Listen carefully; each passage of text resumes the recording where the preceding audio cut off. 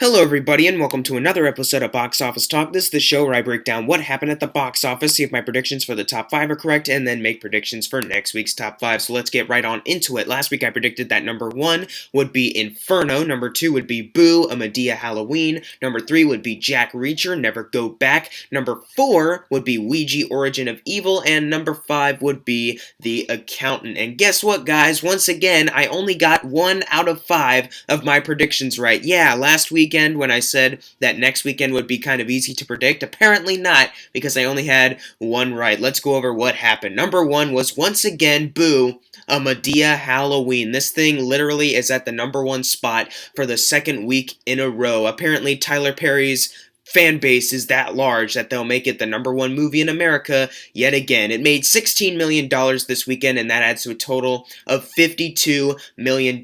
So it doubled its budget of $20 million, and it's on its way to triple that budget. Congratulations, Tyler Perry. You made this movie in 6 days, and now you're getting rewarded for your laziness. Good job, man. You really know how to make quality films, shooting them over, 6 days when most of them, take like several months, but you just take six days. That's all it takes. I mean, this has got to be a big embarrassment for some movies that take a long time to film when a movie like Madea that's shot in 6 days is actually a financial success. But moving on from that, number 2 was Inferno. Surprisingly, this movie didn't get number 1 at the box office. I thought it would, but Madea once again surprised me. This weekend it made $15 million, and that's only on a budget of $75 million. Now, before you all remind me of it, these movies, The Da Vinci Code, Angels and Demons, and Inferno, are all popular worldwide in other countries, which is why I'm about to bring up the worldwide total, which is $147 million, because it opened up last weekend in other countries that weren't America, and it already has a total worldwide of 147 million. So it almost is at a doubling point for $75 million. So it almost pretty much broke even for this film. So maybe we will get more adaptations of the Dan Brown novels, even though these movies really aren't that good, and I don't know why Ron Howard keeps making them. But anyways, number 3 was Jack Reacher, Never Go Back. This weekend it made $9 million, and that adds to a total of $39 million. So it needs $21 million more dollars to get its $60 million budget back. I think maybe it'll be able to get there, if not close. But what really made the first Jack Reacher movie so popular that they wanted to make a sequel was the worldwide total, because that movie made over $200 million worldwide. So I'm going to read off the worldwide total for you here on this movie, and it's only $93 million.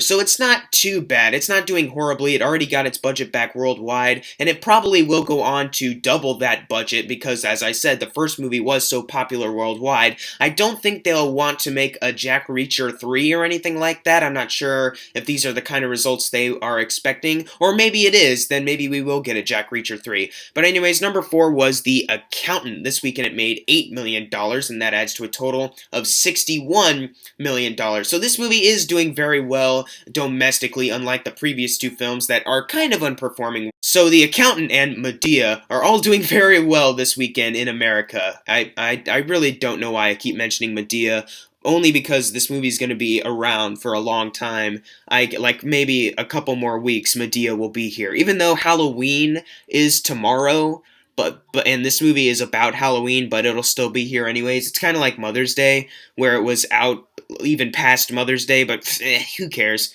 The point is, this movie's really good, and I'm glad it's making more money. Let's move on because I have nothing more to add. Number 5 was Ouija, Origin of Evil. This weekend it made $7 million, and that adds to a total of $24 million. So it just officially doubled its $9 million budget. It got over $18 million, which is very good. It's making a profit. It's not as big of a profit as the horrible Ouija movie, but at least the good Ouija movie is making somewhat of a profit, even though the good Ouija movie, it only makes sense that that movie makes more than the horrible one, but I'm getting way off topic. Anyways, number 6 was The Girl on the Train. This weekend it made $4 million, and that adds to a total of $65 million. So it's $20 million over its $45 million budget. That's still very good for the movie, even though I think maybe it would make a lot more money if maybe the critical reception was a little bit better. I don't really know why the critical response was so negative, because I actually thought that it was a decent thriller. I wish more people would go out to see it, but hey, it made over its budget. It probably made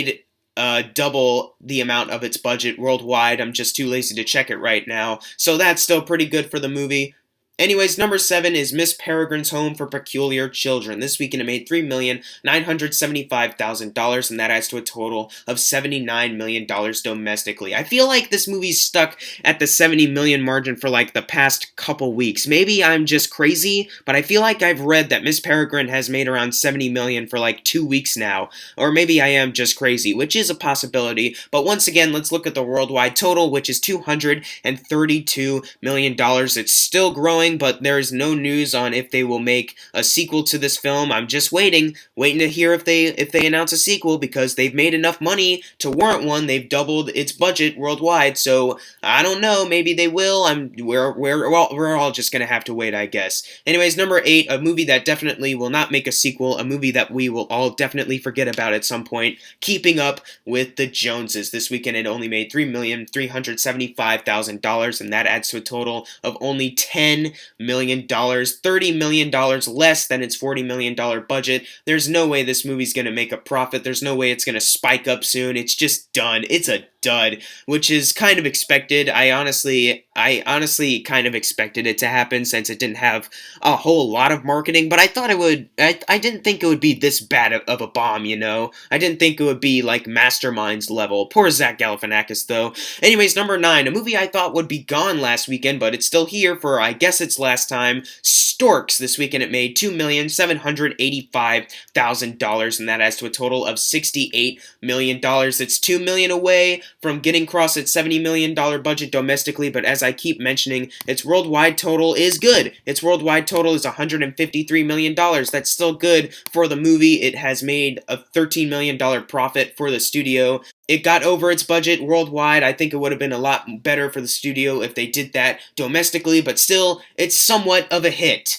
And finally, closing out the top 10, a movie I've never heard of called Idel High Mushkil. It made $2,135,000. Good job. Anyways, now it's time for the fun part, the predictions for next week's top 5. I'm going to predict that number 1 will be Doctor Strange. It's kind of obvious that number 1 will be Doctor Strange, not just because it's a Marvel movie, but it's already off to some great praise. It is like in the 90s. I think it's certified fresh already, which is, it's not even out yet, and it's already certified fresh on Rotten Tomatoes. That's pretty good. Number 2, I think, will be Trolls, since it is an animated film from DreamWorks, and also, who doesn't want to listen to Anna Kendrick's voice come out of an animated thing, and also listen to her sing? That's a plus for me, I think. Anyways, number 3, I think, will be Hacksaw Ridge. Then I'm going to say number 4 will be Boo, a Madea Halloween, and number 5 will be Inferno. But what are your predictions for next week's top 5? Leave them in the comments below, and if you got your predictions right for this week, you're going to get a shout out right now. Unless you didn't get it right, then sorry. And as always, thank you guys for watching. Make sure to subscribe. I'm Jackson Fulcher. See you guys next time.